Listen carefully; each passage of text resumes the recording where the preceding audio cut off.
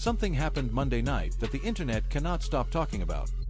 Caitlin Clark, one of the most electrifying players in women's basketball history, just hit one of the biggest shots of her entire WNBA career.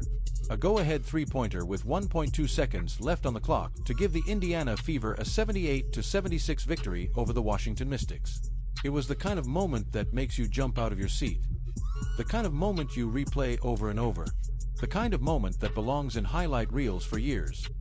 And yet, somehow, this moment became controversial. Let's walk. I really don't know how to take this comment by Kelsey Mitchell. I hate it about the young people today. Like, you lose inside what's important. Like, you celebrated that three and they already done scored while you playing. So it's just it's a balance. Mm-hmm. Don't that sound like a shot at Caitlin Clark?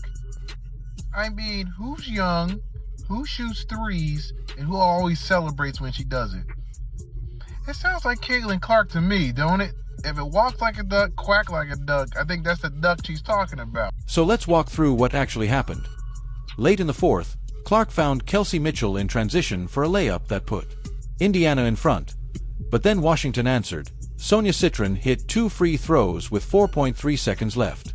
Mystics lead, 76-75, timeout Fever. 1 possession, 1 chance.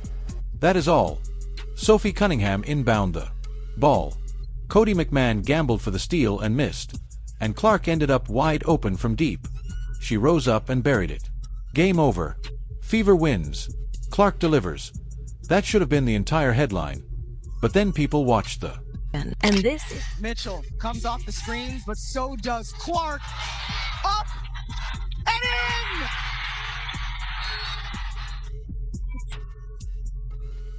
And this is where the controversy started. When that ball dropped, some people reacted exactly how you would expect. Lexi Hull later described the moment by saying she was barely breathing and had complete confidence. It was going in, calling it one of the biggest moments the team has had this season. That sounds like a teammate who understood exactly what that shot meant. That sounds like somebody fully present in the emotion of the Kelsey Mitchell, sour grapes. Is this sour grapes? Is this a fake face? Are we putting on for the gram, as the kids would say? How much confidence did you have in her hitting that one? Pretty high. Honestly, I saw it kind of go up. I'm like, yeah, that's money. And I think that that was the way it was written up. And I think, really honestly, you just try to let your personnel do the work. I'm going to trust her every time, and I think it was a good shot. But fans watching the footage said Kelsey Mitchell's body language felt different. Not explosive. Not overwhelmed. Not running into the moment the way a lot of people expected after such a dramatic finish. And on its own, maybe that would not become a full-blown topic on its own. Maybe people would shrug and move on. Players react differently. Some are emotional, some are reserved, some take a second to process. That is fair.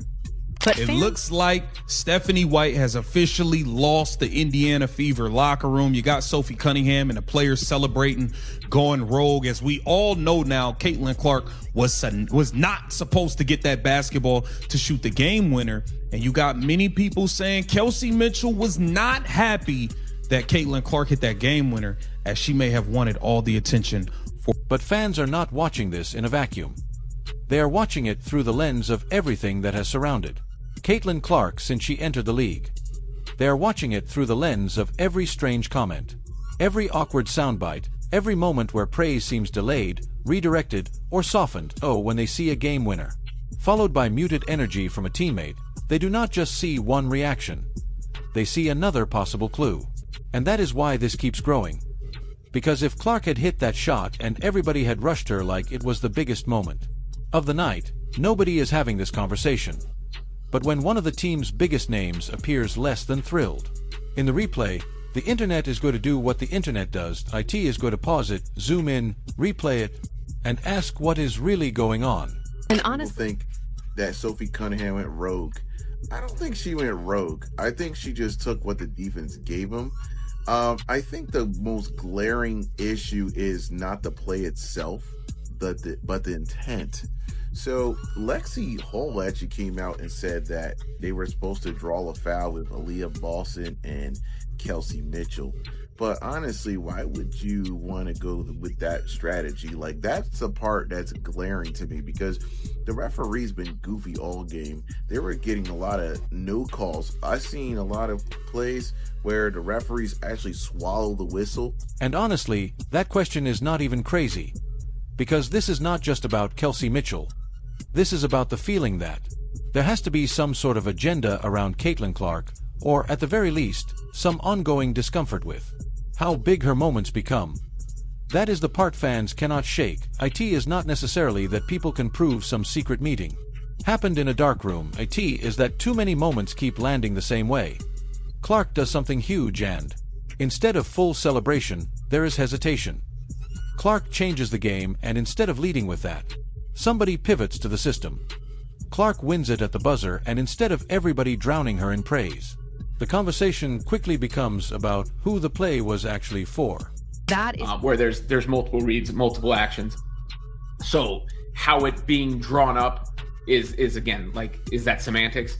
Where was it drawn up for Caitlin Clark on that specific pass?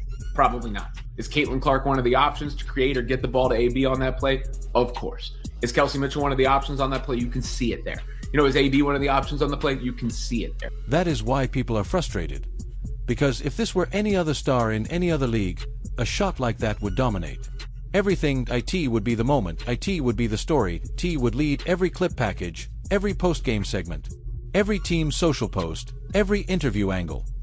Nobody would be trying to redirect the emotional center of the night. And yet here, somehow, that is exactly what seems to happen. Now, have a player like her, it's very easy for people to just take it for granted and to think that everything that she does is always going to be easy and flawless, and she's just going to step up and she's going to do it every time. And, it's number one, a lot of work that she puts in. Number two, like, it's been a rough go over the last, 18 to 24 months for her. And so she's finding her way. And every opportunity that she gets, to hit a shot like that, or to get a stop. I mean, she got a big defensive stop for us. To get a pass like she did to Kelsey is an opportunity to continue to feel more and more like herself and grow that confidence back. And, I say this often, and I think sometimes we take great players and certainly generational talent for. Now let's get to the post-game press conference, because this is where the story goes from interesting to genuinely strange. After the game, Stephanie White did praise Clark. She said, "Sometimes we take great players, and certainly generational talent, for granted," and called what Clark did incredible for the team, adding that Clark is going to have many more moments like that. On paper, that sounds strong. On paper, that sounds respectful. On paper, that sounds like exactly what a coach should say after her star just drilled the winner. But fans were not focused only on that part. They were focused on what White emphasized when discussing the actual play. And this is where people's eyebrows went up. Because Austin drew up the play. I mean, Austin does a lot of our end-of-game stuff, and it was what he drew up. We executed it perfectly. I think you see we've been in a lot of those end-of-game situations, and we've done a really good job of executing in those moments.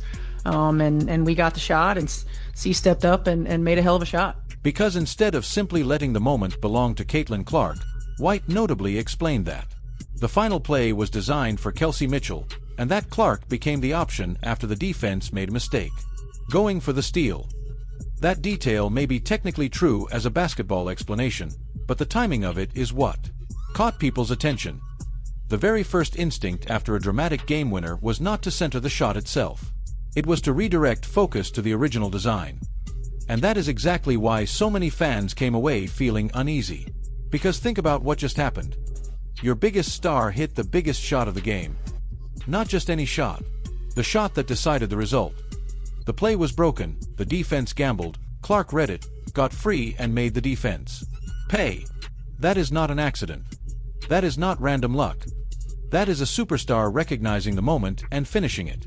So when the first major talking point becomes, well, actually, the play was for Kelsey, fans hear something else. They hear a subtle effort to take the emotional spotlight off Clark. They hear the moment being managed instead of celebrated. They hear the credit being redistributed before the cameras are even off. And when you pair that with the footage of Mitchell not looking nearly as excited as people expected, the whole thing starts to feel